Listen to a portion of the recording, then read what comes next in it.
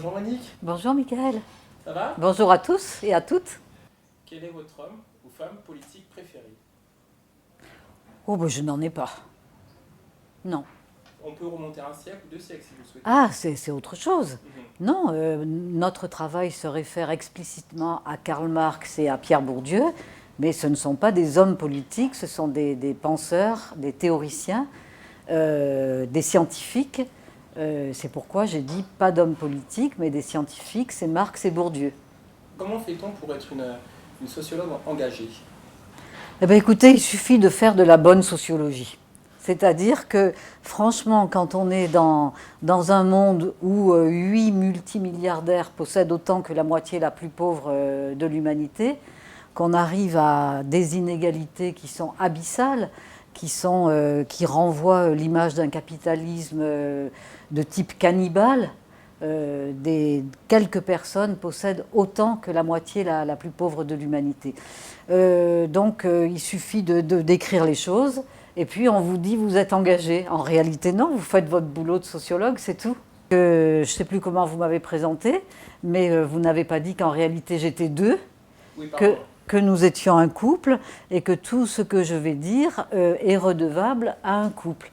Et c'est très important quand on s'adresse à une radio de la France insoumise, parce que si vous voulez, on est dans le collectivisme, dans le communisme, dans la solidarité, rien qu'avec notre travail et notre couple. Alors, la sociologie est évidemment une science sociale qui est traversée, comme tous les segments des institutions, par les rapports de classe. Et donc, dans la sociologie, eh bien, il y a des sociologues de droite, comme par exemple Raymond Aron ou Michel Crozier, qui ont été des sociologues qui ont participé à la création de Bilderberg et la trilatérale, c'est-à-dire ces organisations informelles qui coordonnent les intérêts de l'oligarchie à l'échelle du monde. Et puis, il y a des sociologues comme Pierre Bourdieu qui ont instauré une sociologie de combat dont on a hérité, et je peux vous assurer qu'on n'oublie jamais nos gants de boxe au vestiaire. Il n'y a pas véritablement de fait objectif. Il n'y a pas véritablement de neutralité axiologique, contrairement à ce que disent les chercheurs. Au fond, les faits, on le voit bien avec notre travail. Nous, on parle de lunettes pour voir le monde. On fait des hypothèses, on vous les propose. Et puis, honnêtement, nous, on dit que nos hypothèses, elles sont validées chaque jour. Mais honnêtement, on préférerait être des sociologues malheureux et être des citoyens heureux. Hein, là, c'est l'inverse. Pour être un bon sociologue, il faut toujours dire qui on est comme sociologue, d'où on parle, quelles sont nos valeurs, comment on a été construit, et les hypothèses que l'on fait, c'est-à-dire qu'il faut tout déconstruire pour que le lecteur puisse comprendre réellement l'objectivité en quelque sorte de la démarche, mais qui est une démarche subjective. Et donc dans tous nos livres, toujours, on sait qui est Michel Pinson, fils d'ouvrier des Ardennes, Monique Pinson-Charlot, fille du procureur de la République de Mans dans l'Osaire. Voilà, et beaucoup plus que ça. Et on parle de nous, de notre couple, on se met en scène beaucoup dans notre travail pour que nos lecteurs, les auditeurs, les téléspectateurs comprennent qui leur parle, comprennent d'où sont sorties ces enquêtes sur les dominants, pourquoi nous ont-ils reçus chez eux, comment cela a-t-il été possible, tout ce travail que nous avons fait. À partir de 2007, lorsque nous avons pris notre retraite du CNRS, tous les deux, nous n'avions plus de devoir de réserve en quelque sorte, et du coup, nous avions déjà travaillé depuis 20 ans sur la classe sociale dominante, et vous notez bien que j'emploie le terme de classe sociale et non pas de riche ou de nanti, peut-être que je le ferai au cours de cet entretien, mais au départ, je tiens bien à dire que nous travaillons sur une classe dont les membres possèdent les titres de propriété, que ce soit les moyens de production industrielle, que ce soit les valeurs mobilières des banques, que ce soit les créanciers, les actionnaires des multinationales. Ce sont ceux qui ont les titres de propriété. Et donc, si vous voulez, là, on a pu intégrer le champ politique et le champ économique dans notre connaissance de cette classe sociale. Et là, ça a tout de suite donné Le président des riches, une enquête sur l'oligarchie dans la France de Nicolas Sarkozy. Et du coup, ça a donné beaucoup cette idée d'engagement, parce que tout simplement, on avait intégré le champ politique et le champ économique. Parce que si vous voulez, ce qu'il y a de très intéressant, c'est que dans la classe sociale dominante, le réel n'est pas découpé en tranches de saucisson. Comme nous, les membres des classes moyennes, on découpe toujours de manière institutionnelle les problèmes, on les voit les uns après les autres, du coup on crée plein de faux débats, on oppose l'État à la société civile, ce qui est totalement absurde, puisque l'État est dans toutes les têtes et la société civile et les rapports de classe sont au cœur des institutions étatiques. Et donc dans les beaux quartiers, on est toujours avec le saucisson entier, parce que dans les affaires, on sait que tout se tient. Et donc, ils sont toujours dans le cumul. Ils sont dans le cumul des différentes formes de richesse. Ils sont toujours dans la défense de leurs intérêts. Ils savent, nous le leur avons dit et ils ont toujours été en accord avec nous, qu'ils forment une classe sociale au sens marxiste du terme, une classe sociale en soi avec des niveaux de vie tout à fait différents des autres classes en France et dans le monde, et une classe pour soi, c'est-à-dire une classe qui est mobilisée, qui est consciente d'elle-même en tant que classe pour la défense de ses intérêts. Ça, eux, ils le savent et ils l'assument. Et par contre, ce qu'ils essayent de faire, c'est de nous masquer cet arbitraire que lorsqu'on détient les titres de propriété, on a tous les droits, y compris de faire le droit, c'est-à-dire de rendre légaux leurs intérêts privés, autrement dit par la loi, par le travail parlementaire, par le travail qui se fait à l'Assemblée nationale et au Sénat. On transforme les intérêts particuliers des plus riches en intérêt général. On légalise la violence de classe, on légalise le cannibalisme, on légalise la délinquance en col blanc, on légalise la criminalité en col blanc.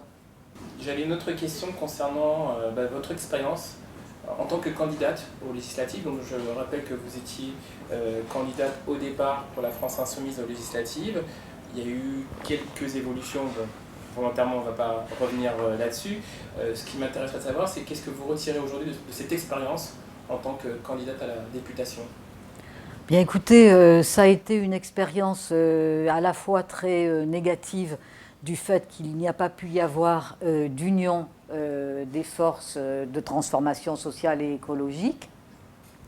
Donc on n'y revient pas, mais c'est quand même très important qu'après je dise un peu comment j'ai analysé cette impossibilité de cette union.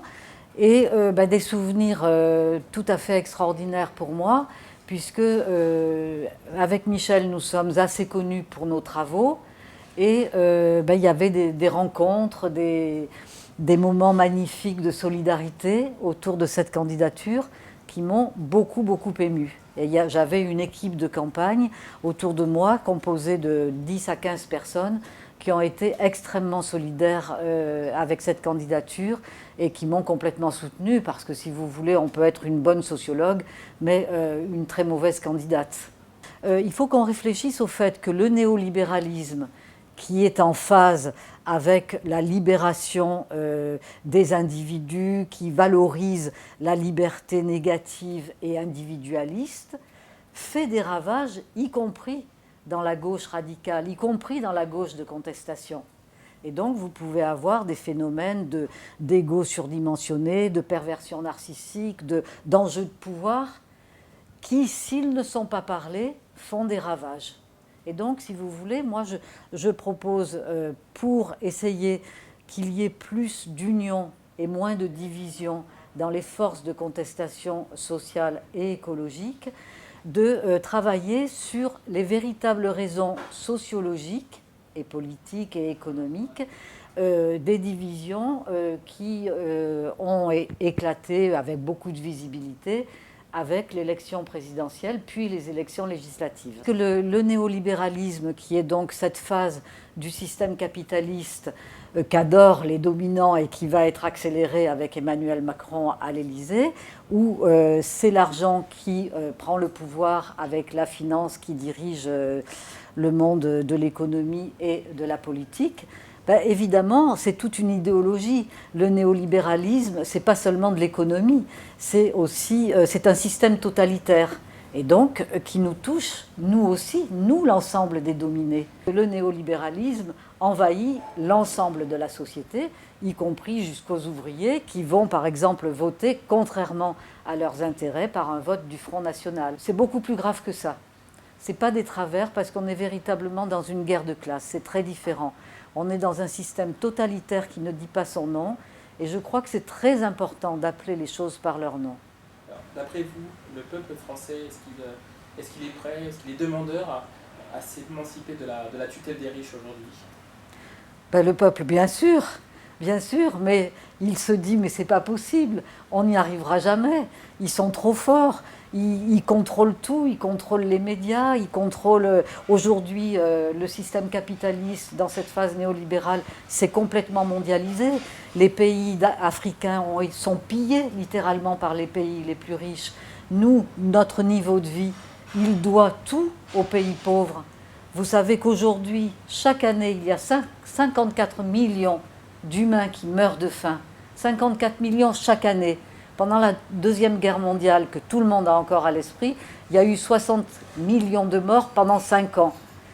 Les 60 millions de morts de la Seconde Guerre mondiale, on en parle régulièrement. Les 54 millions qui meurent chaque année, ils sont invisibles, ils n'existent pas.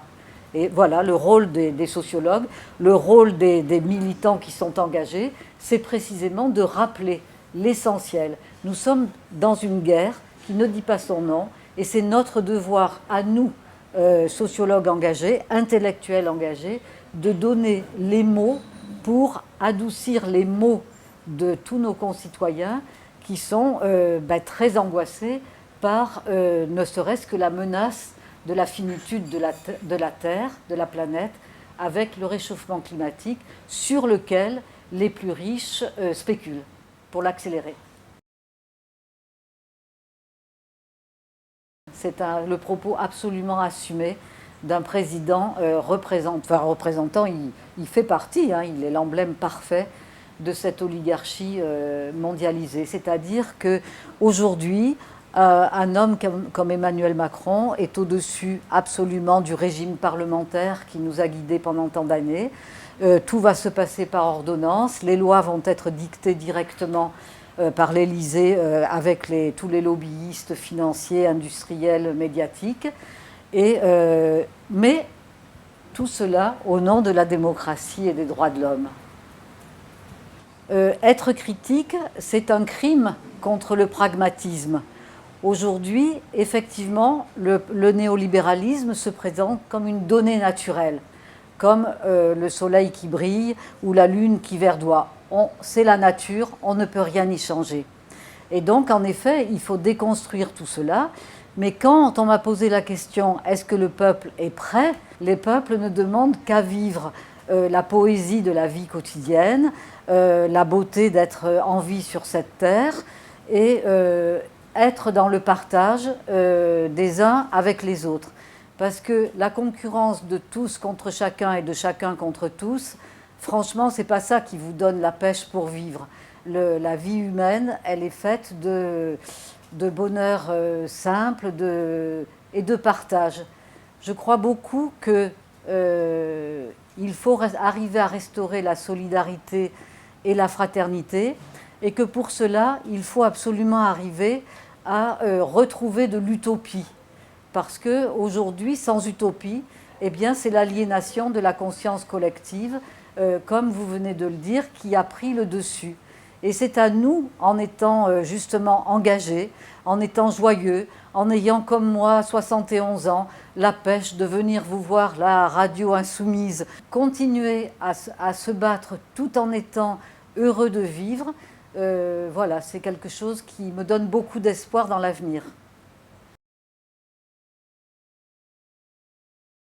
Alors la spécificité, c'est l'aggravation, c'est-à-dire qu'on peut accepter d'être d'accord avec le milliardaire américain Warren Buffett quand il a déclaré à CNN en 2005 « La lutte de classe, c'est fini, on est passé à la guerre de classe et c'est nous les riches qui la menons et c'est nous qui sommes en train de la gagner ».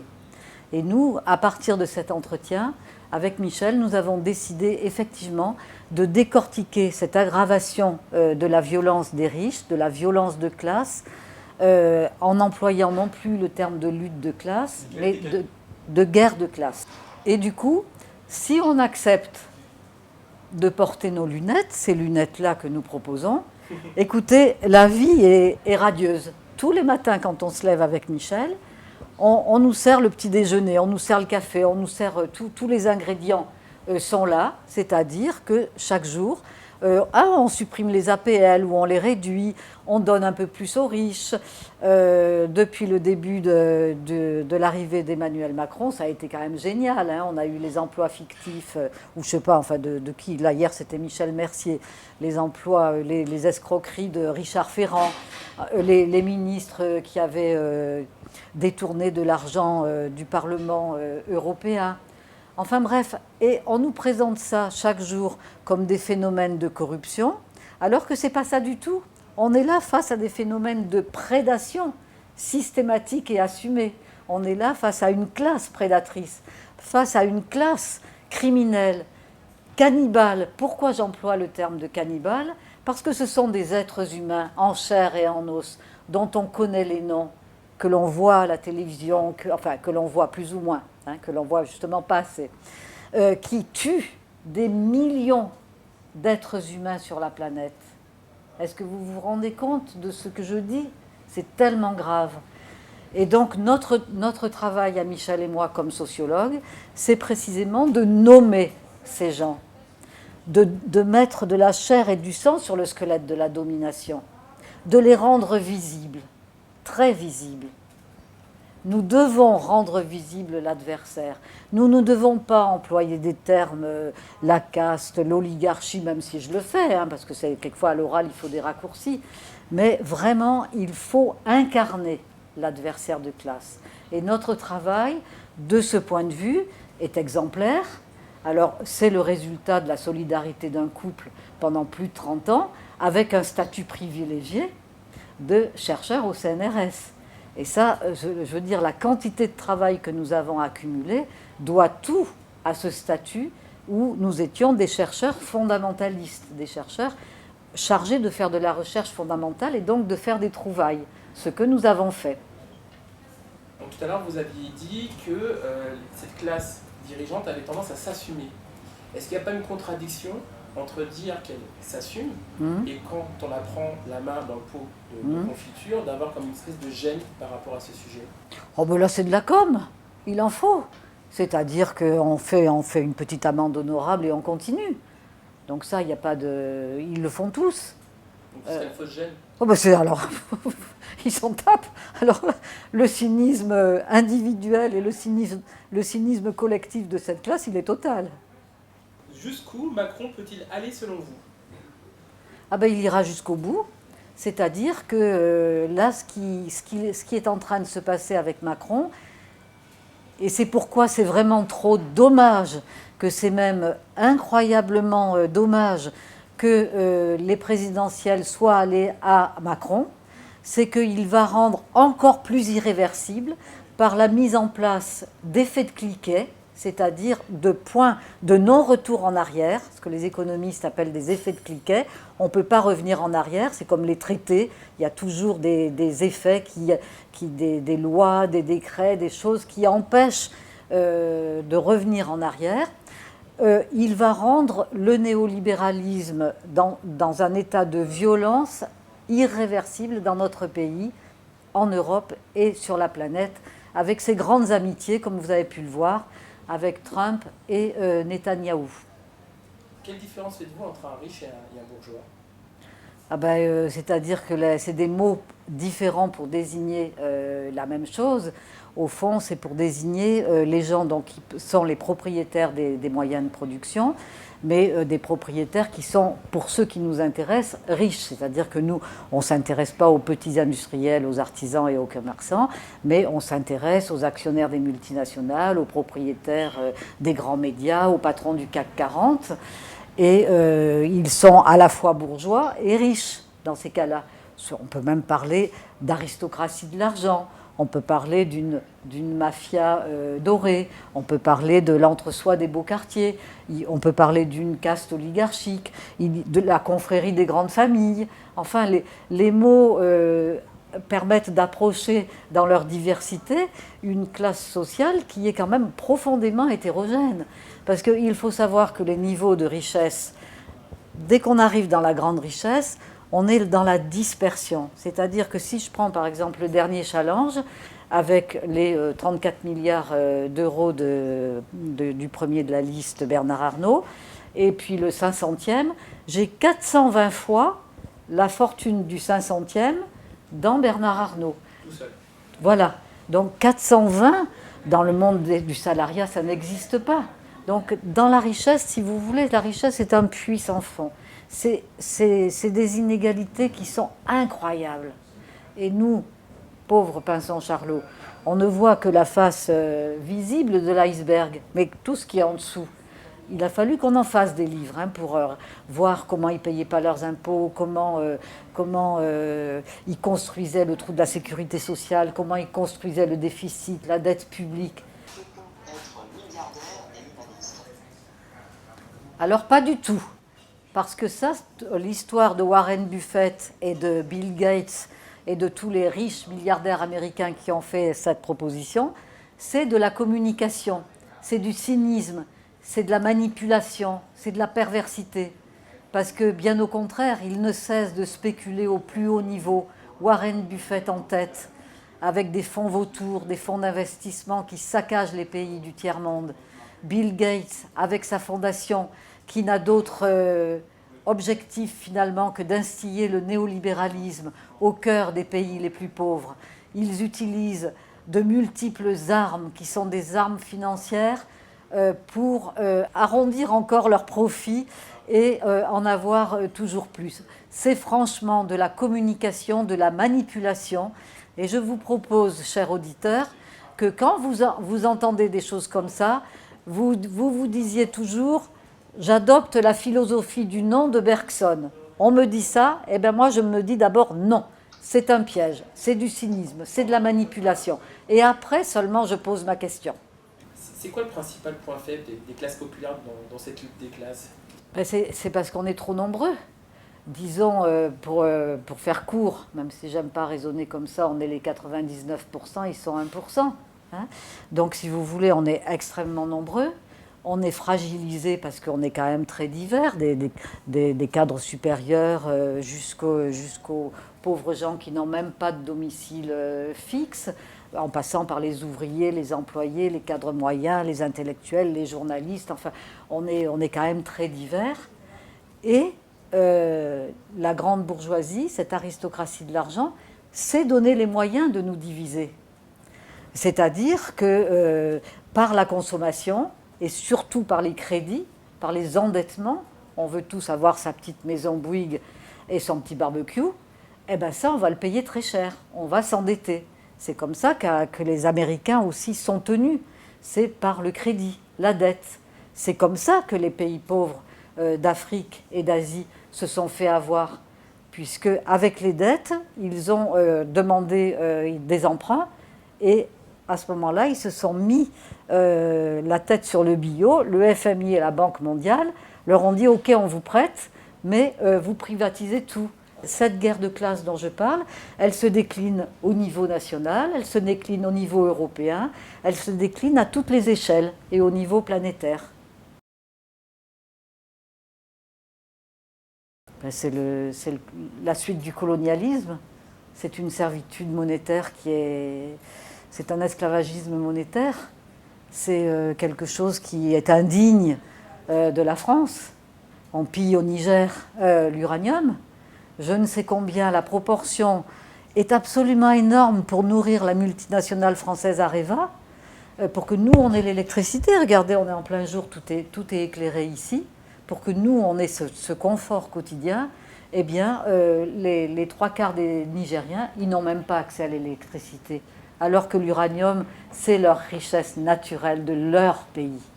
Avec Michel, nous, ce qu'on veut, c'est que les Africains puissent travailler chez eux, en Afrique, que ce soit au Nigeria, en Afrique du Sud, en République démocratique du Congo, en République centrafricaine, chez eux, qu'on cesse de les piller, alors c'est les pays riches, qu'on cesse d'organiser des guerres fratricides, qu'on nous présente comme des guerres identitaires, des guerres religieuses, alors qu'en réalité, quand on regarde de manière impertinente les choses, on s'aperçoit que, tiens, la France peut organiser une guerre fratricide en armant les deux camps. Et ça, vous verrez, ça sera sûrement dans un de nos prochains livres, vous verrez que c'est assez systématique sur le continent africain. Autrement dit, il s'agit véritablement d'une guerre qui est menée des pays riches contre les pays pauvres, et ces migrants qui arrivent chez nous n'ont aucune raison d'être chez nous, ils doivent être chez eux, avec leur famille. Ils doivent pouvoir cultiver leurs tomates, des tomates qu'ils auront cultivées avec leurs mains nourricières, et pas bouffer de la tomate d'industrie fabriquée par des multinationales américaines et chinoises. Mon grand espoir, c'est que toutes les forces de contestation se fédèrent, s'unissent, chacune dans son identité, chacune dans sa particularité, mais toutes ensemble, toutes ces contestations, dans une dynamique que l'on va coordonner. Moi, je suis pour la coordination, parce qu'avec Michel, nous avons remarqué que dans la grande bourgeoisie, chacun fait ce qu'il veut. Celui-là, il est passionné par la défense du patrimoine historique. C'est un militant de la défense du patrimoine historique. Celui-là, c'est un banquier, et il a mis au point des produits dérivés pour favoriser la spéculation sur le réchauffement climatique. Chacun apporte sa pierre à l'édifice de l'oligarchie. Et puis vous avez Bilderberg, vous avez la Trilatérale, vous avez des cercles en pagaille qui coordonnent tout ça. Et un autre exemple tout simple que tous vos auditeurs et auditrices peuvent aller en marchant actuellement dans le bois de Boulogne se rendre compte qu'il y a 20 associations de défense du bois de Boulogne pour préserver le bois de Boulogne de l'intrusion des dissemblables dans cet entre-soi du grand bourgeois, puisque le bois de Boulogne, c'est leur parc. Eh bien, il y a une association qui, elle, coordonne l'ensemble des 20 associations. Donc, pour nous, les 99%, il faut que chacun, il y a la France insoumise, je respecte, il y a des syndicats, il y a le Parti communiste, il y a des tas d'associations, ATTAC, tout ça qui mérite notre admiration et notre estime. Et ce que je dis qu'il faut faire, c'est coordonner dans le respect de tout le monde. Parce qu'on a tous, même dans mon couple avec Michel, on est tellement différents l'un et l'autre. Si on ne se respecte pas, eh bien, on n'aurait pas pu rester ensemble. Chacun apporte quelque chose à l'édifice de la contestation. Chacun doit être respecté. Toutes ces forces-là sont estimables.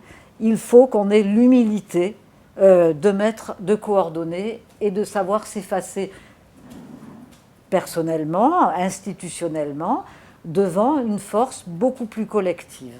On voit qu'il y a des différences idéologiques profondes, mais je m'en tape. On peut discuter, il faut qu'on discute, et il faut qu'on arrive à vraiment, pour le bien-être de l'humanité, pour nos idées, hein, en faisant abstraction de notre volonté de reconnaissance, voilà, tout ça, on doit pouvoir faire abstraction de tout ça et accepter l'humilité, la fraternité, la solidarité. Il y a eu beaucoup de grandes révoltes en France depuis la Commune. Bien entendu, je pense beaucoup au Front populaire, les événements de mai 68, plus évidemment tout ce qui s'est passé dans la résistance pendant la Seconde Guerre mondiale, et avec des effets extrêmement positifs, mais qui, chaque fois, c'est ça la force de la prédation du système capitaliste, c'est qu'ils arrivent, par leur solidarité, par leur mobilisation, à récupérer la critique sociale ou la critique artiste même, pour faire rebondir le système capitaliste. C'est ça, regardez ce qui s'est passé depuis la dernière crise de 2008. Le système capitaliste s'est servi de cette crise qui n'a été provoquée que par la faute de financiers pour aggraver l'oppression des peuples, pour aggraver les inégalités du système, pour aggraver la prédation et la violence du système capitaliste. Alors, question de The Doudou. Que doivent faire les Français pour renverser les rôles établis dans la société, à votre idée? Alors, mon idée, c'est ce que nous appelons avec Michel la vigilance oligarchique. C'est-à-dire qu'il faut absolument que toute personne qui souhaite le changement se dise « le changement, c'est aujourd'hui, c'est moi, dans ma vie, dans mon monde. Je veux changer le monde, mais le monde, il est là. Et donc, je vais me renseigner, travailler sur les puissants, tous ceux qui sont au-dessus de moi, que ce soit dans ma commune, dans mon quartier, que ce soit dans mon entreprise, que ce soit dans mon parti politique, que ce soit dans ma banque, c'est-à-dire s'obliger à se poser des questions sur les dominants, les incarner, chercher à savoir qui c'est, quel type d'études ils ont fait.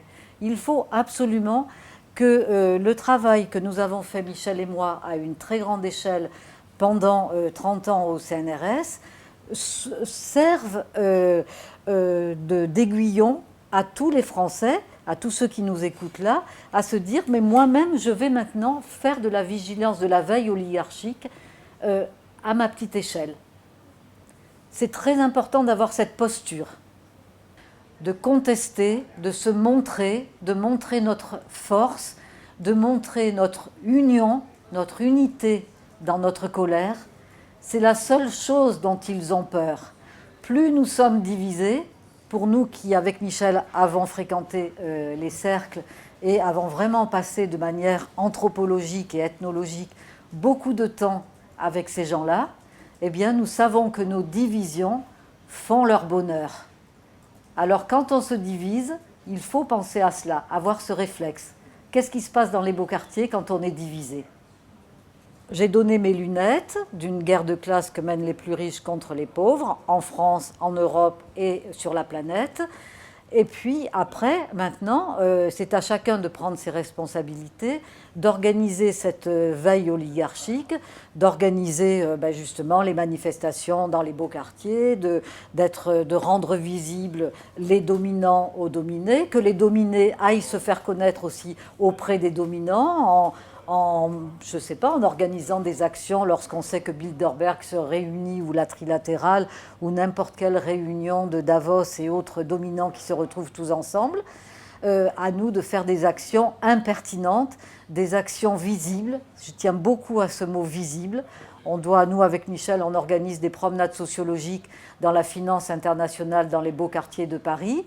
Et c'est un succès d'en faire. C'est très intéressant parce que c'est une façon ludique d'intégrer l'objectivation des inégalités dans la ville, à travers les formes urbaines, les formes architecturales, et puis de montrer l'objectivation du social dans les corps. Parce que quand vous êtes dans les beaux quartiers, vous avez des corps de classe, ils se ressemblent tous. Fins, redressés, le port de tête altier, les costumes sur mesure, tailleurs sur mesure. Et puis vous allez à 4 km de là, à Saint-Denis, c'est d'autres corps de classe. Et donc le social est à la fois objectivé dans des immeubles, dans des formes urbaines, et incorporé. Et ça, du coup, ça montre la force du social. Puisque aujourd'hui, je pense que ça n'est jamais arrivé dans l'histoire de l'humanité. On est même face à une somatisation des rapports sociaux de domination. Il n'y a que les pauvres qui sont obèses. Somatisé pour... c'est-à-dire, c'est marqué dans les corps. C'est marqué dans les corps. Les pauvres sont beaucoup plus gros. Il n'y a pas d'obèses dans les beaux quartiers. La seule chose que l'on peut changer, et ça, vous êtes responsable, je suis responsable, c'est nos têtes. C'est-à-dire que c'est vraiment nous qui devons avoir conscience de la gravité de la situation et que précisément tout ce qui peut diviser les êtres humains qui sont esclavagisés aujourd'hui, qui sont, comme le dit le pape François, des déchets, puisqu'il a cette phrase magnifique disant que les ouvriers sont passés du statut d'exploités avec la lutte de classe au statut de déchets avec la guerre de classe, eh bien, il faut que nous, on ait conscience de la gravité de la situation et que nous soyons à la hauteur. Et c'est nous qui devons changer. C'est-à-dire, ça n'est pas de se dire qu'est-ce qu'on va faire contre les riches, il faut retourner la question en se disant qu'est-ce que nous devons faire pour mettre à bas cette oligarchie. Le problème, c'est nous. Alors, le prochain, ça va être au début du mois de septembre, un nouveau livre qui s'appelle « Panique dans le 16e » et qui raconte la réception par les plus riches, par les plus grandes fortunes de France, de la construction provisoire d'un centre d'hébergement pour sans-abri. Et je vous laisse découvrir le travail que nous avons fait, que je trouve absolument génial, surtout qu'il est illustré par un dessinateur, Étienne Lécroart, et c'est juste trop bien. Et ce livre éclairera bien comment se constitue l'impunité de classe, pourquoi l'entre-soi des riches dans les beaux quartiers, pourquoi le bois de Boulogne doit rester le parc de la grande bourgeoisie. Ce n'est pas du tout anecdotique comme sujet, ça permet de comprendre la construction de ce sentiment d'impunité.